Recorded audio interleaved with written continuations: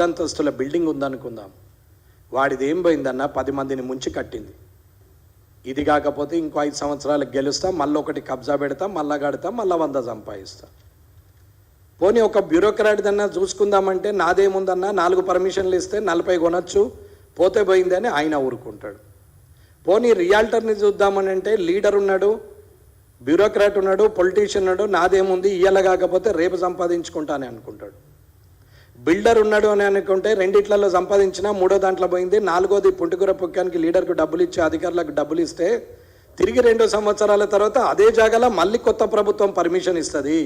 నాకేముంది, document అయితే నా పేరు మీదనే ఉంది కదా, ఇవాళ కాకపోతే రేపు అవుతుంది, ఇబ్బంది లేదని బిల్డర్ అనుకుంటాడు. కానీ ఈఎంఐ కట్టే మామూలు ఉద్యోగి చిన్న చిన్న వ్యాపారం చేసుకుంటారు, చిన్నగా పల్లెటూళ్ళ నుంచి వచ్చి హైదరాబాద్లో బతుకుతున్న 75% జనసాంద్రత అది రూరల్ ఏరియా నుంచి వచ్చిన వారే, మీతో సహా నాతో సహా ఇక్కడున్న సగం మందితో సహా అందరూ కూడా ఇవాళ కొని కట్టినటువంటి ఇళ్లను గులగొడితే వీళ్ళెక్కడి నుండి సంపాదిస్తారు? గతం జరిగిపోయిన జీవితం 20 సంవత్సరాల జీవితాన్ని ఎక్కడి నుండి తీసుకొస్తారు వీళ్ళు? ఒక్కసారన్నా రంగనాథ్ గారు మీరు కూడా ఆలోచించండి. అన్న, ఎవరు తప్పు చేస్తే వారిని శిక్షించడానికి మీకు నేను కూడా మద్దతుగానే చెప్తాం. నేను కూడా నీతిగా నిజాయితీగా ఉండాలి, రాజకీయాల్లో మార్పులు ఉండాలి, అధికారులలో మార్పు రావాలని కోరుకునే వ్యక్తినే. కానీ ఏమీ లాభం లేని పరిస్థితి.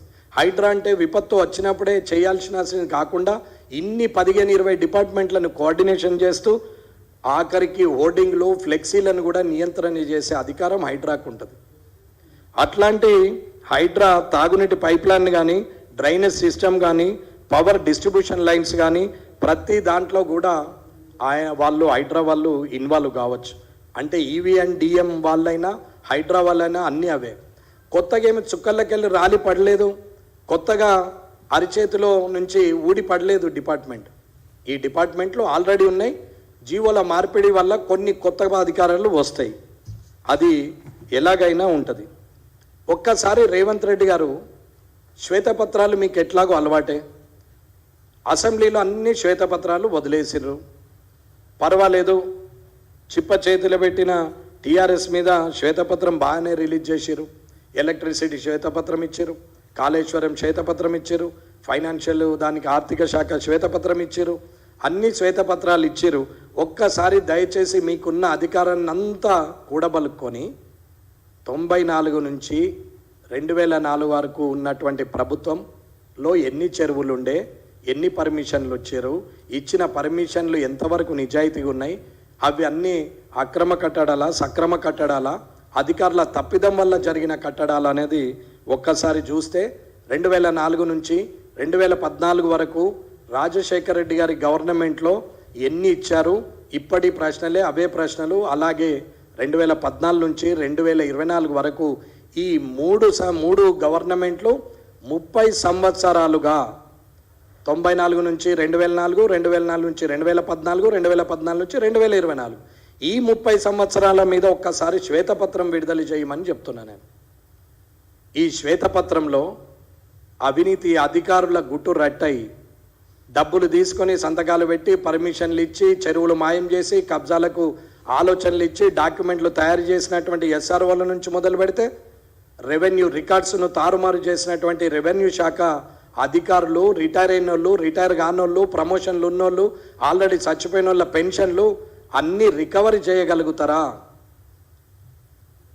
అసలు ఆ పని చేయగలుగుతారా? వారిని చేసిన రోజు రానున్న కాలంలో అక్రమ కట్టడం అన్నా, అక్రమ లేఅవుట్లన్నా, కబ్జాలన్నా రాజకీయ నాయకులు కానీ అధికారులు కానీ భయపడతారు, ప్రజలు నిశ్చింతగా ఉంటారు. ఇది నిజం. అది చేయకుండా ఇష్టం ఉన్నట్టు చేస్తూ ఇవాళ ఏదానికి అదే మాట్లాడితే ఎట్లా అన్న? నేను 31 జనవరి 2024 నాడు నేను ఒక క్వశ్చన్ అసెంబ్లీలో ఇచ్చాను. అసలు హెచ్ఎండిఏ పరిధిలో 5 సంవత్సరాల్లో ఎన్ని హైరేజ్ బిల్డింగ్లు ఒక పర్మిషన్ ఇచ్చారు? వీరందరూ నిర్మాణాలు నిబంధనల ప్రకారంగానే అనుగుణంగా ఉన్నదా? సెట్ బ్యాక్స్, డీవియేషన్స్ హైరేజ్లో ఎక్కడ కూడా డీవియేషన్స్ లేకుండా చేశారా? చేస్తే ఇండియాలో ఉన్నటువంటి వాసవి గ్రూప్ కానీ, వాళ్ళు ఉన్నటువంటి రాజపుష్ప కానీ, వాళ్ళు ఉన్నటువంటి మహివం కానీ, వాళ్ళు ఉన్నటువంటి ఈ ఏదైనా సరే, అది అపర్ణ కానీ ఏదైనా సరే వారందరూ కట్టింది నిజాలేనా అంటే 8 నెలలుగా ఇప్పటి వరకు ఆ ప్రశ్నకు సమాధానం రాలేదు, దాని గురించి మాట్లాడలేదు. అయ్యో నాదే దరిద్రం అనుకుంటే నాకన్నెక్క మా స్పీకర్ గారు, మా అధ్యక్షుల వారు ఫోన్ ఎత్తుతలేరు మా ఆఫీసర్ అని చెప్పి సిఎస్ గారికి కంప్లైంట్ చేసిండు. ఇది స్పీకర్ గారి పరిస్థితి. ఇక ఆ స్పీకర్ని నమ్ముకున్న ఎమ్మెల్యేకి ఏం దొరుకుతుంది? చీఫ్ సెక్రటరీ గారు ఈఎన్సీ గారికి మీరు ఫోన్ ఎత్తలేదా స్పీకర్ గారని కాపీ ఇస్తే ఆయన వివరణ సరిగా లేదు, మనసు నిండలేదు, తిరిగి మరొక్కసారి వివరణ ఇవ్వమని చెప్పి నోటీసులు ఇస్తున్నటువంటి సందర్భం. ఇది ప్రభుత్వ పనితీరు. హంగామా ఎక్కువ, పని తక్కువ చేస్తున్నట్టు. నేనేదో పార్టీల పరంగా మాట్లాడలేదు, ఒక కామన్ పీపుల్గా మాట్లాడుతున్నా. వెంకటరమణారెడ్డిగా భారతీయ జనతా పార్టీ కార్యకర్తగానే కాకుండా ఇవాళ నేను ఒక మామూలు వ్యక్తిగా, ఒక మిడిల్ క్లాసు వ్యక్తులకు మద్దతుగా నేను మాట్లాడుతున్నా. నష్టం ఎవరికి అవుతున్నది? చాలాను కట్టించుకున్న ప్రభుత్వంలో ఖజానా నిండుతున్నది. సంతకం పెట్టిన అధికారికి 2 ఇండ్లు అవుతున్నాయి. దానికి అధికారికి మద్దతుగా ఉండి ట్రాన్స్ఫర్లు, ప్రమోషన్లు ఇస్తున్నటువంటి ప్రభుత్వంలో ఉన్న ప్రజాప్రతినిధులకు గల్లలు నిండుతున్నాయి. కానీ గల్ల మాత్రము ప్రజలది ఖాళీ అవుతుందని చెప్తున్నాం. ఇవాళ జిహెచ్ఎంసీలో కానీ చుట్టూరు ఉన్నటువంటి మున్సిపాలిటీలో కానీ హైడ్రా పనిచేస్తున్నప్పుడు ఒకటో డివిజన్ నుంచి 150 డివిజన్కు వెళ్తారా, లేదా 150 డివిజన్ నుంచి వెనక్కి వస్తూ 1వ డివిజన్కి వెళ్తారా అనేది కనీసము ఎట్లా పనిచేస్తారు, ఎట్లా డిస్మెంటలింగ్ చేస్తారు, ఎట్లా ఆర్డర్ చేస్తారు అనేది ఒక ఐడియానైతే, ఒక యాక్షన్ ప్లాన్ అయితే ప్రజలకైతే తెలియాలి కదా. లేదు 150 డివిజన్లో ఉన్నటువంటి నియోజకవర్గ పరిధి స్థాయిలో నియోజకవర్గాల్లో మీరు చేస్తారా? ఏదీ తెలియకుండా చుట్టూరు ఏదో 4 గులగొట్టి 10 రోజులు హంగామా చేసి 1 నెల రోజుల లోపల కొత్త ఇష్యూను తెర మీదకి తీసుకొచ్చి మాయం చేస్తారా? గత ప్రభుత్వం చేసినట్టు ఉద్యోగాలు కావాలని యువకులు గొడవ చేస్తుంటే ఎక్కడో ప్రేమ జంట హత్య అని చెప్పేసి మొత్తము యూటర్న్ తీపిస్తారు. రైతులకు నష్టం జరుగుతున్నది, మద్దతు ధర లేదని ధర్నా చేస్తుంటే ఎక్కడో లాఠీ చార్జ్ జరిగిందని దాన్ని డైవర్ట్ చేస్తారు. ఇవాళ కూడా అదే పని మీద ఆలోచిస్తున్నారు తప్ప జిహెచ్ఎంసీలో ఉన్న 150 డివిజన్లా లేకపోతే ఉన్నటువంటి అన్ని నియోజకవర్గాల ఏ రకంగా